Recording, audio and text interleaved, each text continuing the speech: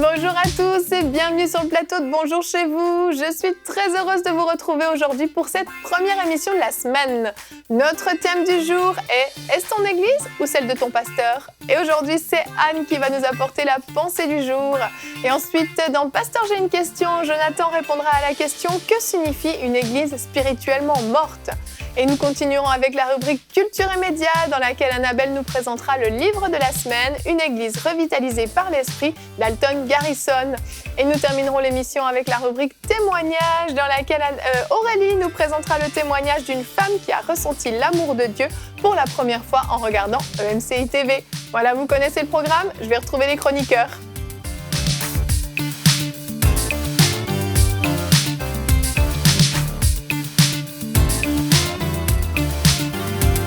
Bonjour à tous. Bonjour. Bon lundi, vous avez passé un bon week-end? Excellent, merveilleux. On avait hâte de venir faire l'émission. Tout à fait. Surtout d'entendre ta réponse, Jonathan. Elle est là. Elle est là. Jonathan a pris sa grosse Bible pour répondre à une grosse question. Oui, en fait, ce matin, je lisais ma Bible et ma Bible m'a dit « Mais pourquoi tu m'emmènes jamais à Bonjour chez vous ?» Ah, elle te l'a dit. Et je lui ai dit j'emmène une tablette, c'est plus pratique. Il dit « Oui, mais pasteur Joël, il amène toujours sa Bible à vie de foi. » J'ai dit « Bon, alors donc j'ai amené ma Bible. C'est dans quel verset que ta Bible t'a dit ça? C'était avant le café. C'était une dédicace de ta femme, en fait, dans ta Bible. En mémoire. Je vois que vous êtes en forme ce matin. Oui, c'est merveilleux. On commence la semaine sur les chapeaux de roue. Oui. On va voir si ça va continuer au fur et à mesure du thème de cette émission. Aujourd'hui, nous allons voir que notre église locale est vraiment notre église locale. C'est notre deuxième maison et qu'on y a un rôle à jouer. Et Anne, tu nous en dis plus dans la pensée du jour.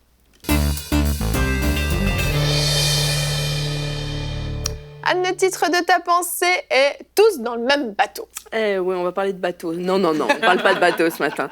On a déjà souvent parlé dans nos diverses émissions de la mentalité du consommateur. Et c'est vrai qu'on observe de plus en plus dans les églises cette mentalité qui est typiquement séculière, de gens qui viennent consommer à l'église du service religieux. Ils font une apparition le dimanche matin pour consommer de l'école du dimanche, pour consommer de la louange, consommer de la prédication, éventuellement consommer des soins pastoraux. Et certains vont même à l'église, et j'espère que ce n'est pas votre cas, ils vont d'une église à l'autre sans vraiment se fixer. Et nous vous avons souvent encouragé à participer activement aux activités de votre église locale et à proposer vos services, vos talents pour être bénévole et faire progresser l'œuvre, en fonction évidemment de votre capacité et votre temps. Mais aujourd'hui, je ne vais pas à nouveau insister sur l'importance de vous impliquer bénévolement dans votre église locale, mais plutôt sur une implication de cœur et sur le sens de la responsabilité des âmes dans la maison de Dieu. On comprend facilement que le pasteur ne peut pas être partout. Dieu lui a confié cette œuvre pour qu'il l'amène, pour qu'il l'enseigne, pour qu'il prenne soin des brebis. Et bien sûr, il peut y avoir plusieurs personnes dans l'équipe pastorale selon la taille de l'église, mais le pasteur ne peut pas tout faire à lui tout seul. Alors bien sûr, il va s'occuper des cas les plus graves, on s'en doute, mais ce n'est pas forcément à lui de s'occuper d'absolument toutes les personnes. S'il peut passer vous voir à l'hôpital, c'est parfait, mais ce n'est pas crucial. Quelqu'un d'autre aussi peut faire cette visite au nom de l'Église. Et il faut arrêter de se comporter comme des enfants et d'exiger que le pasteur ou sa femme ou des membres de l'équipe pastorale soient partout et pour tous. Certains, et j'espère que vous n'en faites pas partie, se comportent malheureusement comme des bébés qui tapent du pied parce qu'ils ont besoin de leur maman. Et ce qui caractérise le bébé, vous le savez comme moi, c'est que tous ses besoins ont besoin d'être pourvus par sa maman, par son papa. Et plus il grandit, plus il va devenir autonome, il va prendre soin de lui-même, il va attacher ses souliers et il va prendre soin des autres aussi. Il va pouvoir s'en occuper. Et c'est là mon point vraiment aujourd'hui, c'est qu'il faut que nous aspirions en tant que chrétiens matures à prendre soin des autres et de nous-mêmes aussi. L'apôtre Jacques nous parle de la gestion des afflictions par les enfants de Dieu. Voici ce qu'il dit dans Jacques 1, 27. « La religion pure et sans tache devant Dieu notre Père consiste à visiter les orphelins et les veuves dans leurs afflictions et se préserver des souillures du monde. » Et là, il ne parle pas des pasteurs, il parle de tous ceux qui prétendent avoir Christ comme sauveur, donc vous et moi, tous ceux qui ont Christ dans leur vie. Et tout le passage d'ailleurs est très intéressant et je pense que ça serait intéressant qu'ensemble on le lise. Parce que c'est comme une feuille de route en fait pour nous. Dans Jacques 1, 22, donc 5 versets avant, il dit « Mettez en pratique la parole et ne vous bornez pas à l'écouter en vous trompant vous-même par de faux raisonnements. Car si quelqu'un écoute la parole et ne la met pas en pratique, il est semblable à un homme qui regarde dans un miroir son visage et qui après s'être regardé s'en va et oublie aussitôt qui il était. Mais celui qui aura plongé les regards dans la loi parfaite, la loi de la liberté, et qui aura persévéré en n'étant pas un oubliteur oublieux, mais en se mettant à l'œuvre, celui-là sera heureux dans son activité. Alors, et c'est là ce qui nous concerne, si quelqu'un croit être religieux sans tenir sa langue en bride, mais en trompant son cœur, la religion de cet homme est vaine. La religion pure et sans tache devant Dieu notre Père consiste à visiter les orphelins et les veuves dans leurs afflictions et à se préserver des souillures du monde. Donc la personne qui se prétend religieuse, et nous le prétendons, nous prétendons aimer Dieu, donc ce qu'on appelle une personne religieuse, est donc appelée sans ambiguïté à prendre soin des plus faibles.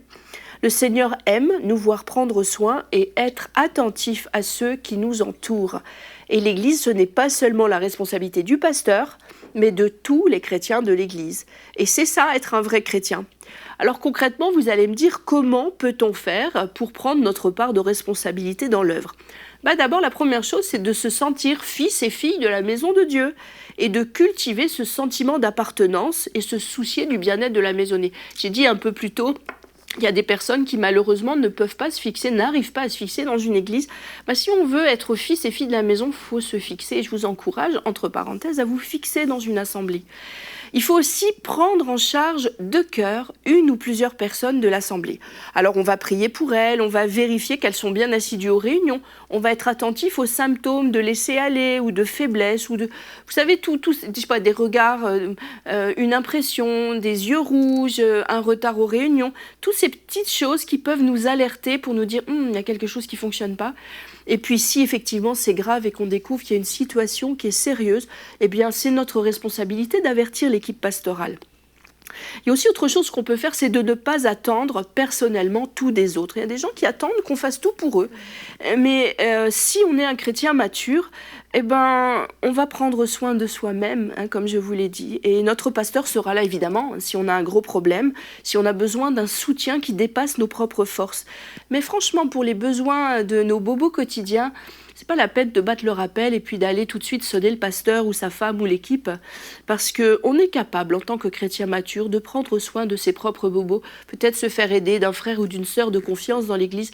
Mais souvent, les pasteurs sont harcelés, vraiment. C'est peut-être pas le bon mot, harcelés, mais en tout cas, les pasteurs sont très occupés par toutes sortes de demandes et d'attentes de gens qui pourraient faire autrement. Alors l'Église, c'est l'affaire de tous, et soyons donc spontanément des bergers adjoints qui veillent sur le troupeau avec bienveillance et amour, parce que bien sûr, votre pasteur, je le répète, ne peut pas être partout. Alors soyons à l'écoute de Dieu et prenons chacun notre part de responsabilité dans l'Église, parce que nous sommes tous dans le même bateau. Merci beaucoup, Anne. Et oui, c'est notre responsabilité à tous. Et c'est vrai que c'est très confortable de se dire que chaque dimanche, on peut aller à l'église, on s'assoit parfois même sur la même chaise de dimanche en dimanche, on reçoit un excellent message, on est bien nourri, on a un pasteur qui a pris le temps de chercher la face de Dieu pour connaître le message qui allait nous faire du bien, qui allait nous bénir. Et puis, on est bien, on est confortable, on reçoit. Et on oublie un petit peu cette nécessité que les chrétiens ont de donner aussi, d'arriver à l'église avec un cœur qui donne, un cœur qui est disponible pour les autres, un cœur qui veut servir les autres. Et c'est nécessaire de réaliser ça parce qu'en fait, l'église locale ne peut pas fonctionner correctement sinon. Tu l'as dit, Anne, le pasteur n'a pas de super pouvoir, il ne peut pas se décupler en 15 personnes pour aller prendre soin de tout le monde. Et plus l'église va grandir, plus les besoins vont être nombreux. Notre verset du jour, qui est dans 1 Pierre 4,10, nous dit: chacun de vous a reçu de Dieu un don particulier, qu'il le mette au service des autres comme un bon gérant de la grâce infiniment variée de Dieu. Une grâce infiniment variée. J'aime beaucoup cette traduction parce qu'on voit qu'il y a une variété dans l'Église, dans le corps de Christ. Il y a cette variété, il y a une variété de besoins également et on peut être la réponse aux besoins de notre frère ou de notre sœur. Mais pour ça, il faut avoir les yeux ouverts, comme tu l'as dit, Anne. Si on va à l'église avec des œillères en ne regardant que nous-mêmes, ça va être compliqué. On a vraiment l'obligation de prendre soin de nos frères et de nos sœurs qui sont à notre gauche et à notre droite à l'église. Et d'accepter aussi de recevoir de l'aide de quelqu'un d'autre que Oui, le pasteur, parce que moi j'ai déjà vu plusieurs fois, le pasteur il dit ok, parfait, t'as ce problème, on va envoyer frère un tel te voir. Ah non. Ou même juste quand le pasteur prêche pas, les gens viennent même pas quelquefois à l'église parce que c'est pas le pasteur, et c'est de se dire c'est pas un homme, ça ne vient pas d'un homme, ça vient de Dieu, et la même grâce qui a été déversée peut-être sur le pasteur pour faire des visites à l'hôpital pendant X temps, mais maintenant il y a plus le temps, il y a plus de gens, etc. Cette même grâce est déversée sur d'autres personnes, sur d'autres couples pastoraux ou des anciens ou juste des gens finalement qui sont là, qui ont du temps, puis qui aiment les gens, qui peuvent venir s'asseoir, prier, encourager, exhorter. Et c'est de s'attendre à Dieu et pas de s'attendre à un homme, parce que c'est aussi ça qui aspire beaucoup d'énergie de la part du pasteur. Et quelquefois, même les pasteurs ont un peu peur de déléguer parce qu'ils sentent que les gens autour ne veulent pas recevoir d'autres gens. Ils disent c'est ma responsabilité d'y aller, mais on doit vraiment se dire non, c'est pas le pasteur. C'est vraiment, je m'attends à Dieu. Donc, que ce soit lui ou quelqu'un d'autre, ce que Dieu a à me transmettre, je vais le recevoir, peu importe le canal. Amen. C'est ça, on est dans un mode de délégation où quand c'est quelqu'un qui est délégué, on veut la personne. Mais le pasteur, c'est déjà quelqu'un de délégué. Oui. parce que il est délégué au nom de Christ, je veux dire, c'est l'Église de Jésus. Mais donc déjà, le pasteur, c'est pas lui qui est direct, on va dire, c'est un intermédiaire. Donc, quand c'est un délégué, de délégué, quand Jésus envoie les 12, avec le pouvoir de chasser les démons, de guérir les malades, les 12 vont de village en village. Ils ne disent pas, non, nous, on veut Jésus. Non, les malades sont guéris, les démons sont chassés, la bonne nouvelle est annoncée. Ils ne se disent pas, nous, on veut. C'est la bonne nouvelle de Jésus qui est envoyée par les 12, et puis les 12 vont en envoyer d'autres encore, et puis donc, il y a une délégation comme ça. Donc, il ne s'agit pas de tout fixer sur un homme, comme on l'a entendu, mais de dire, ce qui compte, c'est le message, c'est l'onction, c'est ce que ça représente, et que quand quelqu'un vient visiter une personne à l'hôpital ou à la maison, c'est l'Église, et c'est une délégation ici, puis c'est le Seigneur, ultimement, quelque part, qui, au travers de ces gens-là, viennent prier pour les malades afin que le malade soit guéri, ou venir apporter une parole d'encouragement, une exhortation, quelque chose qui fait du bien. Donc, il ne faut pas tout centrer sur un homme, mais c'est le message qui compte, et c'est le Seigneur qui agit. Exactement. Je me rappelle quand je n'étais pas encore née de nouveau et que j'allais quand même dans l'église, ma préoccupation, c'était vraiment, dès qu'on a dit le Amen de la fin, mais j'étais près de la porte, et puis bye-bye. Et je n'étais pas du tout impliquée. Et quand j'ai donné ma vie au Seigneur, il y a quelque chose qui s'est vraiment passé qui m'étonnait. Je pouvais passer une journée entière à l'église. Et au point où parfois le pasteur disait, on était plusieurs, il nous disait, mais rentrez chez vous. Ne restez pas là, vous pouvez rentrer à la maison et tout. Et j'ai vu vraiment que, en fait, quand on donne sa vie au Seigneur, Dieu, de fait, il est notre Père. Il devient notre Père. Et Jésus pouvait dire, ne savez-vous pas que je dois m'occuper des choses de mon Père? Et l'Église devient comme notre maison. Elle devient comme, de la même façon que tu traites ta maison, l'Église le devient. Amen. Je sais pas qu'est-ce qui s'est passé pour qu'il y ait ce changement-là en moi. J'ai donné ma vie au Seigneur. Voilà, c'est majeur. Ça a dû contribuer. Mais c'est devenu ma maison. Et quand c'est ta maison, c'est pas juste les autres qui viennent dans ta maison pour faire des trucs. Toi, tu es impliqué dans ta maison, tu es impliqué à l'église, tu es impliqué dans le service, tu es impliqué dans les tâches. Comment l'église se porte. Si l'église n'est pas bien, tu n'es pas bien. Parce que c'est ta maison, c'est la maison de ton Père. Si l'église va mal, c'est que toi aussi, quelque part, ça te dérange. On ne peut pas être indifférent et se dire que voilà, tout va bien, ce qui arrive à l'église ne me concerne pas. C'est qu'il y a un problème quelque part. Et à ce niveau-là, c'est à nous de nous remettre en question et de dire, mais Seigneur, ce sont tes affaires, du coup, ça doit être mes affaires. Qu'est-ce qui se passe? Donne-moi l'amour de ta maison. Et nous engager, en fait, nous impliquer dans les services à l'église, dans les départements. Le verset dit, chacun devra reçu de Dieu un don particulier. Ça veut dire que peu importe, il y a quelque chose en nous qu'on a à donner, qu'on a à apporter à l'Église, mais c'est à nous vraiment d'avoir la volonté pour le faire et de le faire. Exactement. Et puis ça se limite pas juste à faire des choses. C'est vraiment d'avoir un cœur pour la maison, d'avoir un cœur de grande sœur et de grand frère en fait. Oui, exactement. Il y a papa, maman, mais il y a les grands frères et les grandes sœurs. Puis s'il y a un petit frère, une petite sœur qui souffre, on doit être là aussi pour le voir, pour donner l'alerte et puis aussi pour tendre une main secourable. On a un regard de grand frère, de grande sœur. Parce que venir, c'est bien, s'asseoir et puis profiter du culte, c'est parfait. On est content qu'il y ait des gens qui viennent et qui se nourrissent. Mais regarde à ta gauche, puis regarde à ta droite. Puis tous les dimanches, c'est les mêmes quasiment. Et de dimanche en dimanche, apprends un peu à les connaître. Et puis, si jamais dans la conversation il y a quelque chose qui ressort, une difficulté, propose peut-être de prier pour la personne. Ou peut-être d'amener ton aide, de contribuer pendant la semaine. Est-ce que tu veux que je t'aide à déménager?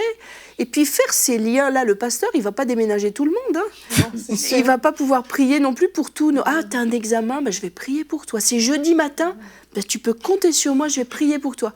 Puis cette attention-là... Et ça multiplié par 40. Multiplié. Imagine que tu es dans une église de 300, tu multiplies ça par 300 et plus. C'est exponentiel. On peut...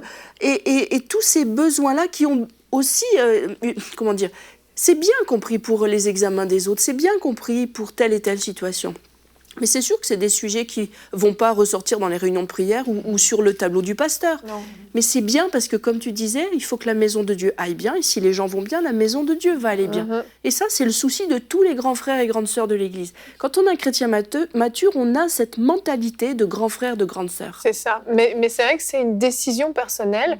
Quand on se lève le dimanche matin pour aller à l'Église ou dans les réunions de semaine ou dans les groupes de maison, d'arriver avec une disposition de cœur déjà. Disposition de cœur qui est tournée vers les autres et pas sur soi. Et ça, c'est vraiment un changement d'habitude à prendre parce qu'on a tellement été habitué à ouvrir la bouche et puis à ce qu'on nous la remplisse.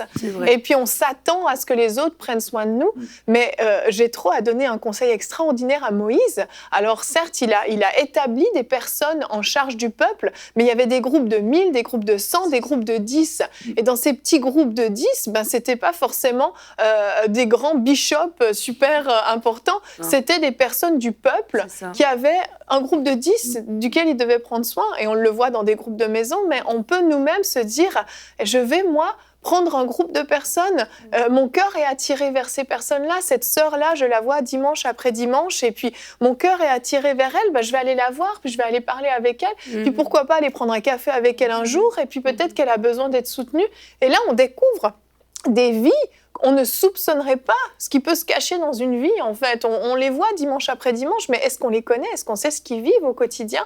Et là, on découvre et on peut devenir vraiment cet instrument entre les mains de Dieu pour bénir les autres. Et quelle satisfaction, en plus, on en retire après. Et... Vas-y. Ne vous battez pas. On vous voit. Battez-vous. Je vais te laisser quelques secondes pour te dire. Bon, alors on va les laisser se battre, on continue la conversation. Un mot qui revient assez souvent dans la Bible pour parler de l'Église, c'est le mot famille. Et c'est une famille. Mais la famille, elle n'appartient pas à maman pasteur et à papa pasteur. C'est la famille de tous. Oui. Et en prenant l'analogie de la famille, il y a différentes façons de fonctionner en famille. Peut-être qu'il y en a qui sont comme ces ados rebelles, qui rentrent dans leur famille et puis ils vont tout de suite se cacher au sous-sol, ils mangent devant leurs jeux vidéo et puis ils ne sont même pas au courant de ce qui se passe dans la maison. Quoi. Hein? Et il y en a d'autres qui sont conscients de ce qui se passe et puis qui veulent participer, aider la maman, je vais faire la vaisselle, je m'adresse aux plus jeunes ici, c'est une bonne idée. Je croyais que tu allais dire je m'adresse aux filles ici. Non. Et les maris aussi, ça peut être intéressant. Mais de dire, c'est notre maison, c'est pas la maison de quelqu'un d'autre. Oui. À un moment donné, il y a quelque chose qui n'est pas à sa place dans la maison. Je dis pas, c'est pas mon travail. Il y a quelqu'un qui va le faire. Non, c'est ma maison, c'est ma responsabilité de remettre quelque chose d'aplomb, de redresser, de corriger, de nettoyer et de prendre à cœur. Et il faut aimer notre famille. Oui. Si on n'aime pas notre famille, on ne va pas s'impliquer dans notre famille. Moi, il y a quelque chose qui m'avait marqué il y a plusieurs années, une des premières fois où on a visité les États-Unis et de voir les églises là-bas, et le contraste avec les églises de France. Les Américains sont des patriotes. Hein. Ils sont capables de mettre un drapeau américain devant leur maison, et puis ils vont mettre des grosses bannières, fiers d'être américains, proud to be American. Et puis donc, c'est des Américains fiers d'être américains, puis l'Amérique, c'est le plus beau pays du monde. Bon. Mais dans les églises, c'est la même chose. Oui. Et on a entendu des chrétiens de dire, notre pasteur, c'est le meilleur, notre église, c'est la meilleure, et ils sont fiers de leur église.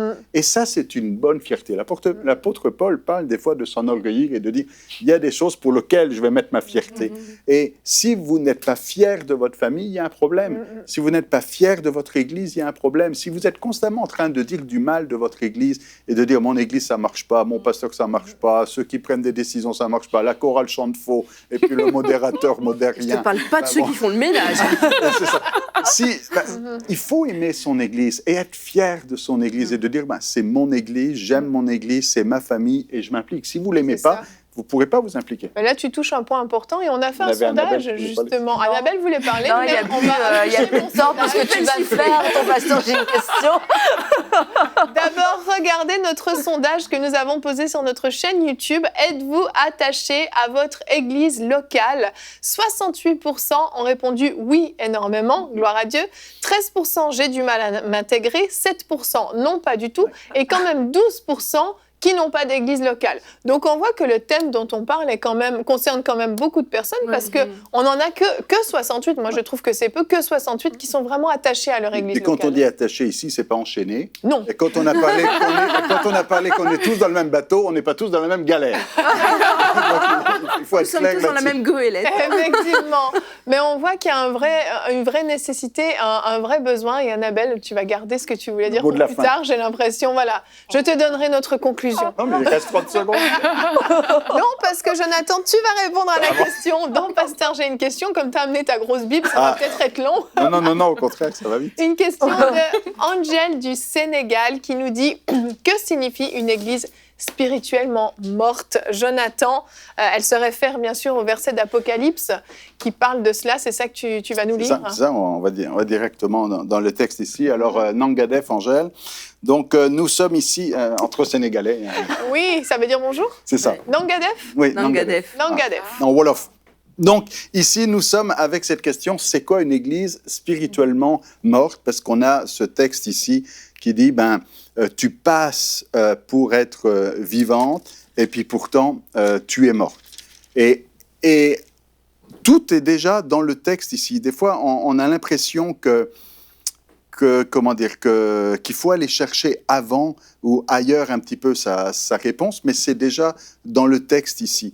Il est question des œuvres, il est question de ce que tu fais. Et quelqu'un qui passe pour être vivant, c'est que apparemment, ça donne l'impression que l'Église est vivante, mais pourtant elle ne l'est pas. Alors donc du coup, on va dire, mais c'est quoi qui va déterminer si l'Église est vivante ou pas? Et je vais connecter ça tout de suite avec Matthieu chapitre 7, où Jésus va parler ici de ceux qui sont peut-être apparemment vivants, puisqu'il y a des miracles, il y a des démons qu'ils ont chassés, et il y a des paroles prophétiques. Ils disent « Seigneur, Seigneur, on a chassé des démons en ton nom, on a prophétisé en ton nom, on a fait des miracles en ton nom, et pourtant Jésus dit « Je ne vous connais pas ». Donc en fait, il y a une apparence de vie, mais la vie n'est pas là. Donc la définition ici n'est pas dans le tape à l'œil ou dans ce que l'on pourrait voir ici, mais on est ici dans les mots directement, c'est ce que tu fais, tes œuvres. Et les œuvres, en l'occurrence ici, c'est l'obéissance et la fidélité à la parole. Donc pour répondre simplement et rapidement à cette question-là, parce que je sais répondre rapidement, c'est de dire qu'une église vivante, c'est une église qui met en pratique la parole de Dieu. Et que on n'est pas dans l'apparence ici, et peut-être qu'il y a des églises qui vous impressionnent, peut-être que vous dites « ça c'est une église, ils font beaucoup de choses et tout ». La vie de l'église, c'est la fidélité à la parole. Jésus dit « Mes brebis entendent ma voix et elles me suivent ». Être capable d'entendre et de suivre, de mettre en pratique les ordonnances et ce que le Seigneur nous demande. Donc, tu as une réputation d'être vivant, mais tu es mort, mais affermis le reste qui est sur le point de mourir. Rappelle-toi ce que tu as reçu et entendu, garde-le, et puis donc mets en pratique ce que tu as entendu. Donc, c'est ça. Donc, une église morte, c'est une église qui est déconnectée de son Seigneur, qui ne met pas en pratique la parole. Une église vivante, c'est une église qui est connectée, c'est le principe du cep et des sarments. Le cep qui est mort, c'est celui qui est déconnecté. Le sarment qui est mort, c'est celui qui est déconnecté du cep. Et le sarment qui est vivant, c'est celui qui est connecté au cep. Et donc, dans cette connexion, c'est pas juste dire, mais c'est faire et mettre en pratique ce que le Seigneur nous demande. Il faut se souvenir que la dernière parole de Jésus, c'est « Enseignez-leur à observer tout ce que je vous ai prescrit. » Amen. Et on voit dans ce passage que tu lisais qu'une église spirituellement morte peut ressusciter. Oui, ce n'est pas définitif. Il y a de l'espoir, tout comme parce qu'il y a plusieurs lettres ici dans le début de l'Apocalypse, tout comme il y a une autre église, Jésus est dehors. Carrément. Et il est à la porte et il frappe. Et il dit à l'église, qu'est-ce que je fais dehors là? J'aimerais rentrer. Dedans. Bon, alors, mais c'est pas, il reste dehors. Si tu ouvres la porte, il revient. C'est ça. Et puis il peut souper, et je mangerai avec lui, je souperai avec lui, ça s'appelle la communion. Et donc retrouver cette communion qui a été perdue. Donc en fait, dans ces lettres ici à l'Apocalypse, on a un élément clé qui revient souvent, c'est la repentance. Oui. Et la repentance, c'est donc reconnaître qu'il y a une anomalie, vouloir changer de mentalité, remettre Jésus au centre et retrouver ce qui a été perdu.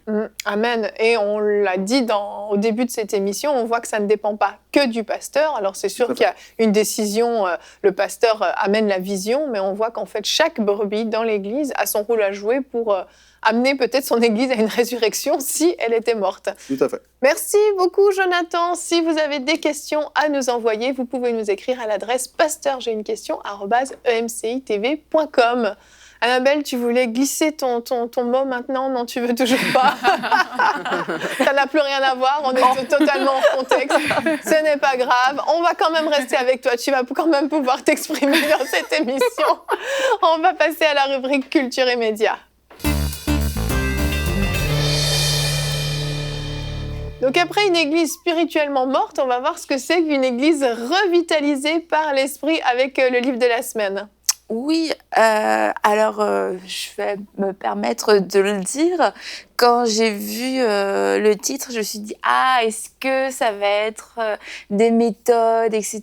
Il faut faire ci et ça, avoir des toilettes propres, une salle comme ci, comme ça, disposée pour pouvoir attirer les gens. » Mais en fait, non, c'est pas le cœur du tout du livre. Une église revitalisée par l'Esprit, en fait, c'est un modèle de ministère, comme c'est écrit selon Acte 2. Ils se rassemblaient,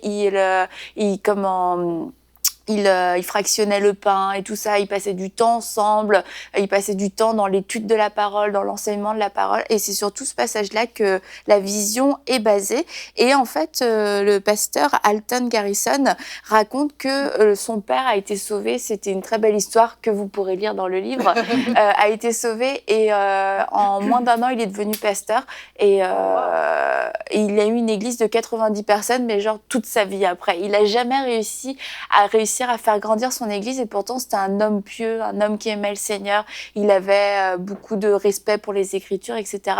Et lui-même, le pasteur Alton, après avoir été 18 ans évangéliste, il a implanté une église, et lui-même s'est retrouvé dans le même cas de figure.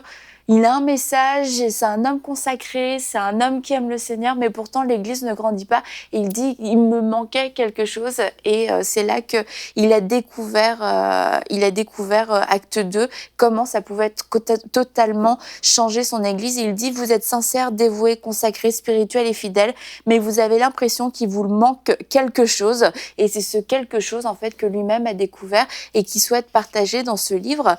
Et j'aimerais dire aussi tout de suite, c'est que c'est pas un livre qui s'adresse juste à des pasteurs qui veulent avoir une église florissante. Vraiment, ça s'adresse aussi aux membres de l'église pour comprendre quel changement peut être en action dans l'église et être des acteurs du changement, ne pas être des blocages, des freins ou même des ennemis finalement au changement, parce qu'il parle énormément du changement. Et donc, il y a 5 grands points que je vais vous partager sur lesquels le changement et la croissance est axé. Et ça rejoint un peu ce qu'on a partagé, tout ce dont on a parlé pendant la discussion. C'est se connecter, donc la communion fraternelle et l'évangélisation, grandir, le discipolat, servir. Donc ça, c'est les dons du ministère, évangélisation, construction du corps, soins prodigués à la communauté environnante, aller, discipolat, évangélisation, mission. Et le dernier point, c'est adorer, louange collective, prière, enseignement et chant. Et en fait, il dit qu'une église qui grandit, c'est une église qui va être portée vers l'extérieur. Une église qui va être portée vers l'extérieur à la fois en tant qu'individu. On va s'intéresser, comme tu l'as dit, Anne, à la personne qui est à notre droite, tu vois, droite-gauche, hein. Dans nos environs, à nos côtés. À votre droite. La droite et la gauche, c'est toujours assez approximatif avec toi, Annabelle. Oh, mais de toute manière, si c'est pas là, c'est l'autre côté, on est d'accord. Il n'y a qu'une chance sur deux, hein. Et aussi, en tant qu'Église, d'avoir les regards et l'attention et des actions portées vers l'extérieur, que la croissance, c'est pas une migration, c'est vraiment des âmes qui sont sauvées, qui viennent s'ajouter à l'Église. Et il a ce point qui est aussi très intéressant, parce que autant, moi, je me disais, est-ce que ça va être beaucoup de stratégie, etc. Et autant d'autres vont se dire, ah oui, bon, l'esprit, c'est bien beau, mais bon, comment tu veux gérer une croissance si t'as pas de plan? Et là, il a dû entendre toutes nos discussions, puisqu'il il a fait un chapitre. L'esprit et la stratégie sont en harmonie. Et je vous lis ce passage. Certains leaders ne réalisent pas que le Saint-Esprit, qui nous dirige parfois instantanément, peut aussi nous inspirer quand nous faisons des plannings. C'est ce qui se produit très souvent lors des cultes. La plupart des dirigeants de louanges établissent la liste des cantiques qu'ils vont chanter, même s'ils veulent que ce moment soit conduit par l'Esprit. Le compromis consiste à avoir un plan, mais à rester souple. Si l'Esprit met spontanément un chant sur le cœur du dirigeant de la louange ou du pasteur, nous devons être en mesure de suivre ce mouvement. Une vision sans plan pour la mener à bien n'est qu'un rêve, mais quand nous élaborons nos plans sous la direction du Saint-Esprit, nous sommes en mesure de saisir le plan de Dieu pour nous et nos assemblées. Donc je trouvais que c'était vraiment un bon résumé, c'est pas vraiment un résumé, mais une clé importante et qui représente aussi un petit peu sa vision. C'est on veut être inspiré par le Saint-Esprit, mais on veut être dirigé. On croit que le Saint-Esprit peut nous diriger dans des plans, en fait, dans des plannings, dans des prévisions. Mais voilà, mais de rester totalement souple. Et donc c'est une église qui encore aujourd'hui ne cesse de grandir et elle a doublé, elle a triplé. Il dit, je vous promets pas que votre église va tripler après avoir appliqué les concepts. C'est pas une recette magique. Oui, parce qu'en fait, c'est pas une question de chiffres. Il le dit aussi, c'est pas une question de titre, c'est une question d'avoir de l'impact et de pouvoir toucher des gens à l'extérieur. Et comment on forme les gens de la maison pour qu'ils aillent toucher les gens à l'extérieur finalement. Donc remplir la mission que Jésus nous a donnée, c'est d'aller et de faire des nations des disciples, tout simplement. Merveilleux. Oui. Disponible sur EMC Boutique. Bla bla bla bla bla. Il y a de la compétition sur ce plateau. Ce que Annabelle voulait dire et qu'elle n'a pas eu le temps de dire, c'est que Alton Garrison, ça a été pendant de longues années le numéro 2 des Assemblées de Dieu aux États-Unis. Et que ce livre a servi en fait pour revitaliser toutes les milliers d'églises qu'il peut y avoir dans les Assemblées de Dieu aux États-Unis. Donc ça a eu un impact non seulement sur son Église, mais à partir de ce modèle-là, ça a impacté tout un mouvement, parce que c'est quand même un des plus gros mouvements nord-américains. Oui, tout à fait, quand même. Tu le savais, Annabelle. Je le savais. Bien sûr. Tout comme tu connais ta gauche et ta droite. Merci, Annabelle. Donc, effectivement, il est disponible sur emciboutique.com. Si vous n'avez pas encore visité notre boutique, allez-y, parce qu'il y a plein de beaux trésors et de beaux livres. En plus, on arrive bientôt vers le temps des fêtes, donc pourquoi pas des idées de cadeaux. Allez, on continue avec la rubrique témoignages.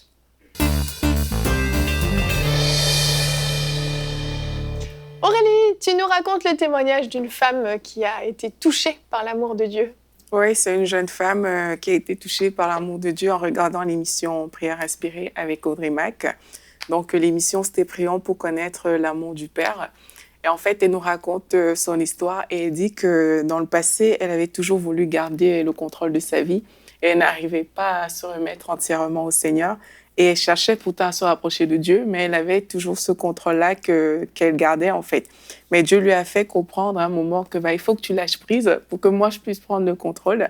Et ce qu'elle n'a pas fait, tout simplement, mais elle essayait quand même de prier pour se rapprocher de Dieu. C'est un peu paradoxal. Seigneur, je veux me rapprocher de toi, mais Seigneur, je veux quand même garder ma vie pour moi. Ah, mais on fait souvent ça, exactement, malheureusement. Beaucoup de nous, on peut faire dans certains domaines aussi. Elle a dit qu'elle a constaté que quand Dieu lui a fait comprendre qu'il fallait qu'elle lâche prise et qu'elle ne l'a pas fait, mais ses prières étaient devenues un peu mortes. Ses prières ne décollaient plus. Elle n'arrivait plus à entrer vraiment en communion avec le Seigneur. Et encore, elle ne pouvait pas concevoir en fait dans son esprit que Dieu était un Père. Elle nous raconte un peu son contexte aussi dans lequel elle a grandi. Elle dit qu'elle a grandi dans un foyer où il n'y avait pas de manifestation apparente d'amour. Et elle trouvait ça normal parce qu'elle a grandi comme ça dans sa famille. Les parents ne disaient pas aux enfants « je t'aime ». Les parents ne considéraient pas forcément les enfants. Et du coup, l'image du père qu'elle avait, c'était celle-là. Et elle trouvait ça vraiment normal. Elle avait du mal à considérer Dieu comme un père. Elle ne pouvait pas reconnaître Dieu comme un père parce que voilà, elle n'avait jamais eu un père aimant. Et là, il y a eu la série Prière inspirée avec Audrey Mack, Prions pour connaître l'amour du Père. Et à un moment, Audrey Mack et Jérémie ont prié pour des personnes vraiment qui souhaitaient connaître cet amour-là. Et là, elle a fait la prière et elle dit que quand elle a fait la prière, elle a senti qu'il y avait quelque chose qui était différent de d'habitude.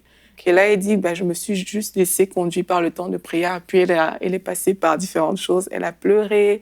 Les paroles qui étaient prononcées par Audrey, c'est comme si elle lui était directement agressée et c'est comme si Dieu avait prévu ce temps pour elle à titre personnel.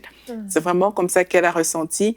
Et là, elle nous raconte un peu comment son cœur était à ce moment-là. Elle dit, j'ai senti mon cœur se déverrouiller comme si jusqu'à présent, il était fermé à Dieu. Et pour la première fois depuis que je me suis convertie, j'ai saisi ce qu'est l'amour de Dieu. C'était une expérience merveilleuse. J'étais comme transportée dans sa présence sans aucun effort. Les mots qui jusqu'alors sortaient difficilement lors des temps de prière sont sortis tout seuls en un instant. J'étais très reconnaissante à Dieu de ce qu'il avait fait pour moi à la croix. Et enfin, j'arrivais à le comprendre, pas seulement avec mon intelligence, mais avec mon esprit. J'ai saisi la pureté de son amour et aussi qu'il ne me voulait que du bien. J'ai ressenti à quel point Dieu était bon, à quel point Dieu est saint. Donc, juste cette prière-là, où son cœur a été déverrouillé, comme elle dit, a fait la différence. Et aujourd'hui, elle sait que Dieu est son Père. Aujourd'hui, elle sait que Dieu est bon, elle sait que Dieu est aimant. Elle bénit le Seigneur et puis elle dit, je rends toute la gloire à Dieu, mon papa qui m'a tant aimé. Même dans ses écrits, on sent qu'il y a quelque chose qui a changé. Et vraiment, on bénit le Seigneur pour ça. Et je pense qu'elle a encore beaucoup de choses à vivre avec le Seigneur. Amen, c'est merveilleux parce que c'est vrai que quand on n'a jamais goûté à l'amour de Dieu, on se prive de quelque chose d'extraordinaire et puis en fait, on ne connaît pas réellement Dieu. Connaître Dieu, c'est connaître son amour, ça fait partie de qui il est, l'amour qu'il peut nous porter et ça nous rassure et ça nous conforte dans notre identité aussi en tant que fille et fils de Dieu. Donc c'est merveilleux ce qu'elle a pu vivre, gloire à Dieu. Annabelle, je t'offre la conclusion de cette émission. Tu veux plus? Bon, c'est moi qui vais la faire. Alors, puisqu'on nous demande celle d'Annabelle. Jonathan, as-tu quelque chose à dire? Avec 4 femmes ici, il n'y a personne qui n'a rien à dire. Moi, j'ai toujours quelque chose à dire. Moi, j'ai toujours quelque chose à dire, Jonathan. Tu ne sais pas encore? Donc, je vous le rappelle, ce thème de notre émission aujourd'hui, qui était cette importance que vous avez, vous, en tant que frères et sœurs dans l'Église. Vous êtes grands frères, vous êtes grandes sœurs dans l'Église. Et il y a plein de personnes de qui vous pouvez vraiment prendre soin. Laissez votre cœur s'attacher à certaines personnes. Laissez-vous diriger par le Saint-Esprit. Vous allez voir, une compassion peut se mettre sur votre cœur, sur quelqu'un que vous connaissez à peine. Vous l'avez vu seulement quelques fois, mais surnaturellement, une compassion vient sur votre cœur. Allez voir cette personne à la fin du culte. Allez parler avec elle. Prenez le temps de la connaître. Vous savez pas comment vous êtes peut-être l'instrument de Dieu pour répondre aux besoins de cette personne, parce que Dieu a mis en vous des talents, il a mis en vous des dons, il a mis en vous une compassion, une grâce particulière pour pouvoir être la solution solutions pour vos frères et vos sœurs dans l'Église. Merci à vous tous pour cette émission. Nous allons nous retrouver demain. Notre thème sera « Bâtis ta vie sur le roc de sa parole ». J'aime beaucoup ce thème, je l'avoue. Et nous aurons des invités. Pasteur Pierre et Christine Beumier qui seront là et qui feront la rubrique famille avec nous, qui nous parleront de justement comment bâtir notre famille. Donc, nous allons voir un petit peu de leur histoire avec leurs 4 enfants. Ne manquez pas cette émission. On se retrouve demain. Bonjour chez vous.